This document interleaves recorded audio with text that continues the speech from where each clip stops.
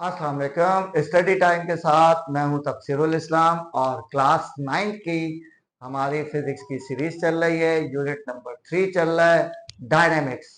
Last class में हमने momentum और फोर्स के बारे में थोड़ा सा पढ़ा था। आज हम इन दोनों का एक रिलेशन पढ़ते हैं कि momentum in terms of force या इसी में बताएगा टॉपिक कि मोमेंटम और फोर्स का क्या ताल्लुक है। देखिए लास्ट लेक्चर में हमने ये देखा था कि जब कोई बॉडी कांस्टेंट स्पीड से जा रही होती है तो उसका मोमेंटम भी कांस्टेंट होता है, लेकिन जब हम फोर्स लगाते हैं तो स्पीड चेंज होती है, और जब स्पीड चेंज होगी तो मोमेंटम भी ऑब्वियसली क्या होगा, चेंज हो जाएगा। इसका मतलब फोर्स लगाने से मोमेंटम जो है वो चेंज हो जाता है। अब इसको हमने समझना है, ठीक, कि मोमेंटम और फोर्स का आपस में क्या रिलेशन है। तो हमने कहा कि एक बॉडी है, उसका मास है m और उसकी इनिशियल वेलोसिटी है vi, ठीक, इनिशियल वेलोसिटी। जैसे ही हम इस पे फोर्स लगाएंगे F, तो फोर्स की डायरेक्शन में ही एक्सेलरेशन प्रोड्यूस होगा, और एक्सेलरेशन क्या करता है, वेलोसिटी को चेंज कर देता है। तो आफ्टर टाइम t ये जो बॉडी है इसकी वेलोसिटी चेंज होके vf हो जाएगी ड्यू टू दैट फोर्स। तो हमने ये चीज समझनी है कि मैथमेटिकली ऐसा कैसे हो, इन दोनों के दरमियान क्या रिलेशन है। तो अब ये एक छोटी सी डेरिवेशन भी है और आखिर में हम इसका कंक्लूजन भी लिखेंगे। तो सबसे पहले आपने लिखना है डेरिवेशन में कि consider a body of mass m that is moving with initial velocity vi. When force F has applied, the acceleration A has produced in its direction, and after time t, the velocity of the body becomes vf. सही है, ये आपने लिखना है। Then हम कहेंगे initial momentum क्या हो जाएगा, इनिशियल मोमेंटम पी आई, ये बराबर हो जाएगा एम वी आई के, सही है। और फाइनल मोमेंटम क्या हो जाएगा, क्योंकि momentum is the product of mass and velocity, तो फाइनल मोमेंटम क्या हो जाएगा, फाइनल मोमेंटम के लिए हमने कहा मास तो इसका m है, वेलोसिटी vf है, तो फाइनल मोमेंटम pf वो हो जाएगा m vf, ठीक। अब हम ये देखते हैं कि फोर्स का इससे क्या रिलेशन। तो हमने कहा एस, फोर्स का फॉर्मूला होता है F equals to m a, ये हमने पढ़ा हुआ है। फोर्स का unit newton, formula m a net force का। बट एक्सेलरेशन किसके बराबर होता है, ए बराबर is equal to v f minus v i upon t. ये हमने एक्सेलरेशन की डेफिनेशन में पढ़ा था कि acceleration is the rate of change of velocity, या हम कह सकते हैं change in velocity upon time. तो change in velocity, initial velocity थी वी आई, फाइनल वेलोसिटी हो गई वी एफ, तो v f minus v i upon t. जब हम ये पुट कर देंगे इसमें ए की जगह, तो ये क्या बन जाएगा, f is equal to what, m as it is रहा, ए की जगह हम रख देंगे v f minus v i upon t, ये हमने रख दिया, ठीक है जी। और अब अगर हम मल्टीप्लाई करेंगे तो ये मल्टीप्लाई हमेशा न्यूमरेटर से होता है, कुछ स्टूडेंट्स ये समझते हैं कि डिनोमिनेटर से भी होता है, तो उनको मैं बता दूं कि मल्टीप्लाई हमेशा न्यूमरेटर से होता है, जो ऊपर होता है उससे मल्टीप्लाई होगा। तो ये m अगर मल्टीप्लाई हो रहा है तो ये ऊपर होगा, क्या बन जाएगा, m into v s plus minus minus m into v i upon t. ये रिलेशन हो गया। और अगर मैं यहां पे देखूं, और इसको हम कैसे लिख सकते हैं, देखिए एमवीएफ क्या है, फाइनल मोमेंटम पीएफ, एमवीआई क्या है, इनिशियल मोमेंटम पीआई। तो हम कह सकते हैं f is equal to p f minus p i upon t. और हम कह सकते हैं कि फोर्स बराबर है, force is equal to change in momentum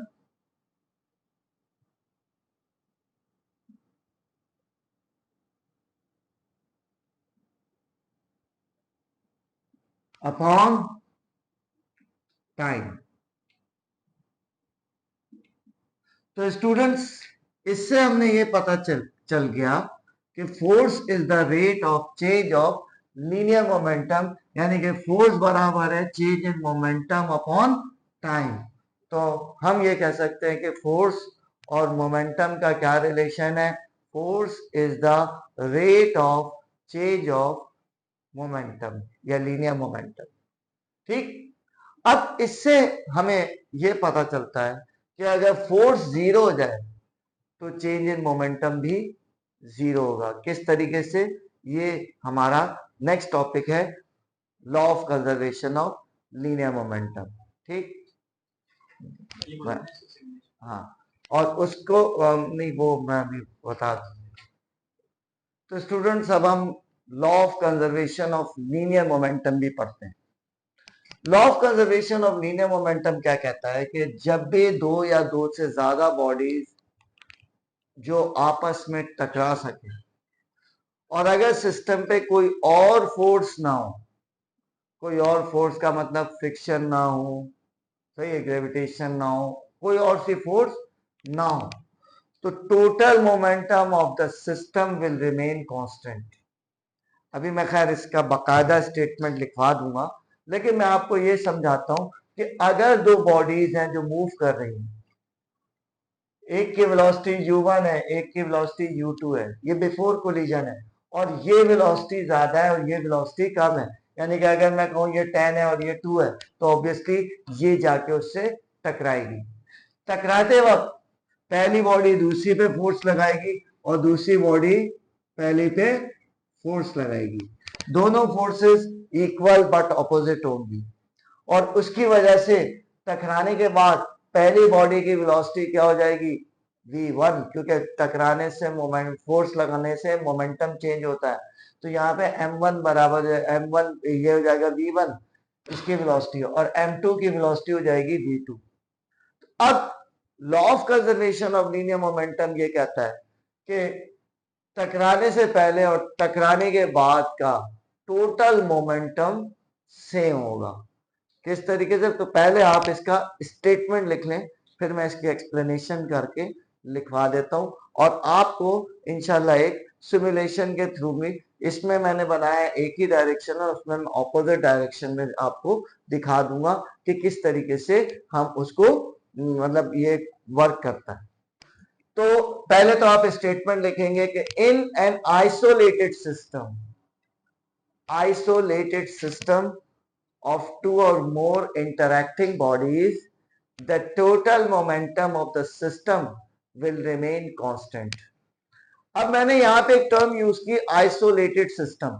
isolated system का मतलब ऐसा सिस्टम जिसपे कोई भी एक्सटर्नल फोर्स एक्ट नहीं कर रही है, सारी की सारी इंटरनल फोर्स है, यानी कि फ्रिक्शन नहीं मौजूद, ग्रेविटेशन नहीं मौजूद। तो वहां पे आपने इसे स्टेटमेंट लिख लिया कि टोटल मोमेंटम, उसके बाद लिखिएगा total momentum before collision, total momentum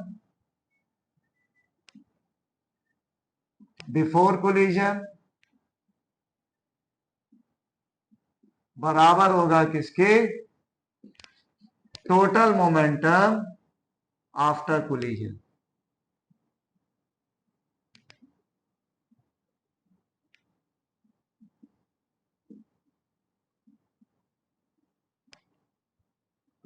अब हम इसकी अगर हम एक्सप्लेनेशन देखें तो एक्सप्लेनेशन में आप ये लिख सकते हैं,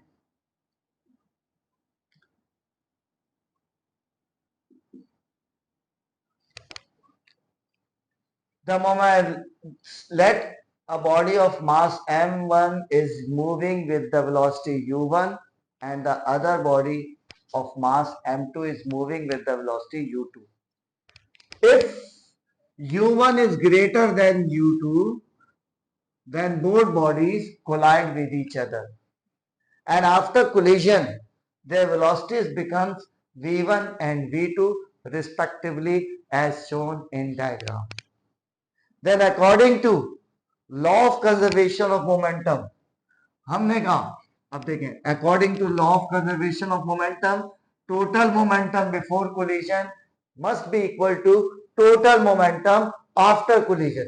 अब total momentum before collision क्या है? इसका mass m1 है, velocity u1 है, तो इसका momentum before collision क्या हो गया? m1 u1. टोटल की बात कर रहे हैं तो इसका भी आएगा, इसका क्या है? m2 u2, तो दोनों ऐड हो जाएंगे, m2 u2, और ये बराबर हो जाएगा किसके? Total momentum after collision. इसका मोमेंटम क्या होगा? Mass into velocity, m1 v1 plus इसका मोमेंटम क्या होगा? m2 v2।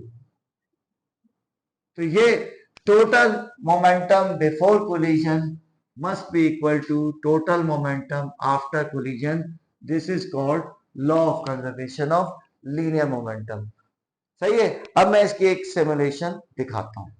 ओके स्टूडेंट्स, अब आप स्क्रीन पे आपको एक सिमुलेशन नजर आएगी। ये देखें, दो बॉडीज है हमारे पास, सही है, दो बॉडीज हैं, एक आपको ये वन बॉडी वन है, चले मैं आपको पहले बता देता हूं, एक बॉडी वन है और एक बॉडी टू है।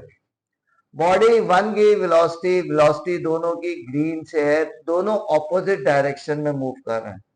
अब यहां पे देखें, ये वन का एरो बड़ा है और टू का यानी कि इसकी वेलोसिटी ज्यादा है और इसकी वेलोसिटी कम है। ठीक, अब यहां पे देखें वैल्यूज आ रही है। बॉडी वन का मास कितना है? 0.5 kg और बॉडी टू का मास है 1.5 kg। बॉडी वन की पोजीशन, खैर पोजीशन ये इधर से स्टार्ट हो रहा है, ये इधर से स्टार्ट हो रहा है। वेलोसिटी, इसकी वेलोसिटी है 1 मीटर्स पर सेकेंड, बॉडी वन की ज्यादा है, और बॉडी टू की है -0.5। -0.5 का मतलब क्या है? क्योंकि ये ऑपोजिट डायरेक्शन में, इसलिए इसको माइनस दिया है। अगर ये भी इसी डायरेक्शन में जा रही होती तो ये +0.5 होती। तो टोटल मोमेंटम देखें बिफोर कोलिजन, इसका मोमेंटम क्या हो जाएगा? मास इंटू वेलोसिटी 0.5, और इसका मोमेंटम क्या हो जाएगा? 1.5 इंटू -0.5 -0.75। अब अगर हम इन दोनों को ऐड करते हैं, यानी कि हम कहते हैं 0.5 प्लस -0.75, तो ये हमारे पास वैल्यू आ रही है -0.25। सही है। और माइनस का मतलब कि सिर्फ डायरेक्शन का फर्क है, क्योंकि एक बॉडी इधर जा रही है तो दूसरी बॉडी इधर जा रही है, इसलिए एक का प्लस में मोमेंटम और एक का माइनस में मोमेंटम। ठीक, अच्छा, अब हमने इसको स्टार्ट करते हैं। देखें, बॉडी गई, टकराई, टकराने के बाद दोनों बॉडीज ऑपोजिट डायरेक्शन में गई। अब आप देखें, बॉडी वन क्योंकि उसका मास कम था वो टकरा के इधर गई है, और बॉडी टू जो है वो दूसरी तरफ गई है। बॉडी वन इस तरफ गई है और बॉडी टू इस तरफ गई है। तो बॉडी वन का मास तो सेम है 0.5, वेलोसिटी कितनी हो गई? -1.25, क्योंकि अब वो लेफ्ट पे जा रही है। अब वो दूसरी तरफ जा रही है तो इसलिए -1.25 और इसका मोमेंटम क्या हो जाएगा 0.5 इंटू 1.25 -0.63 या 625 ये आ जाएगा। दूसरी बॉडी जो बॉडी 2 थी उसकी वेलोसिटी अब पॉजिटिव क्योंकि टकराने के बाद ये इस तरफ जा रही है तो इसकी वेलोसिटी कितनी हो गई है 0.25 और 0.25 से इसका मोमेंटम क्या हो जाएगा 1.5 इंटू 0.25 ये 0.38 हो जाएगा। अब अगर हम इन दोनों का भी टोटल मोमेंटम देखें तो यहां पे क्या आ रहा है कि -0.63 प्लस 0.38 तो क्या वैल्यू आ रही है बताएं जी, ये वही आ रही है -0.25 यानी कि टोटल मोमेंटम बिफोर कोलिजन बराबर है किसके टोटल मोमेंटम आफ्टर कोलिजन। तो ये आपने सिमुलेशन के थ्रू भी देख लिया, ठीक। और इसमें ऑब्वियसली हम वैल्यूज जो है वो अपने पास से भी चेंज कर सकते हैं, ठीक। उसके लिए अगर हम इसको चेंज करके मैंने इसको 1 कर दिया, ठीक, मैं आपको दिखा देता हूं। अच्छा, इसको मैंने 1.5 ही रहने दिया। इसकी वेलोसिटी, अच्छा पोजीशन को चलें छोड़ देते हैं, वेलोसिटी को करते हैं। इसकी वेलोसिटी मैंने माइनस की जगह प्लस में 0.25 रख दी। अब देखें, अब ये भी इधर ही जा रहा है। अच्छा, इसकी पोजीशन भी थोड़ा सा मैं करीब कर देता हूं इसको 0.5 ताकि आपको नजर आए, ठीक। और इस अब देखें इसका वेलोसिटी 1 है पहले वाले की और इसका सॉरी मास 1 है और वेलोसिटी भी 1 है तो मोमेंटम भी 1 है। और दूसरे वाली बॉडी की बॉडी 2 का मास है 1.5, वेलोसिटी है 0.25 तो इसकी जो मोमेंटम बन रहा है वो 0.38। अब हम स्टार्ट करते हैं टकराया। ये टकराने के बाद देखें पहले की वेलोसिटी क्या हो गई 1 और वेलोसिटी क्या हो गई 0.1 मास तो उसका मोमेंटम हो गया 0.1 और दूसरे का क्या हो गया 1.5 इंटू 0.85 तो ये आ गया 1.27। तो अगर आप देखें कि पहले टकराने से पहले मोमेंटम क्या था, टकराने से पहले भी मोमेंटम 1.38 था, सही है। 1 प्लस 0.38 क्या हो जाएगा 1.38 और टकराने के बाद भी मोमेंटम क्या हो जाएगा, इन दोनों को ऐड करेंगे तो 1.38 ही आ जाएगा। 1.37 वो एक राउंड ऑफ करके 1.38 हो जाएगा। तो students total momentum before collision बराबर होगा टोटल मोमेंटम आफ्टर कोलिजन। तो उम्मीद है आपको ये लेक्चर आज का समझ में आ गया होगा। तो हमारे चैनल को सब्सक्राइब करें, अपने दोस्तों के साथ शेयर करें, वीडियो अच्छी लगे तो लाइक करें और नेक्स्ट वीडियो का इंतजार करें। नेक्स्ट उसके जब तक के लिए अल्लाह हाफिज।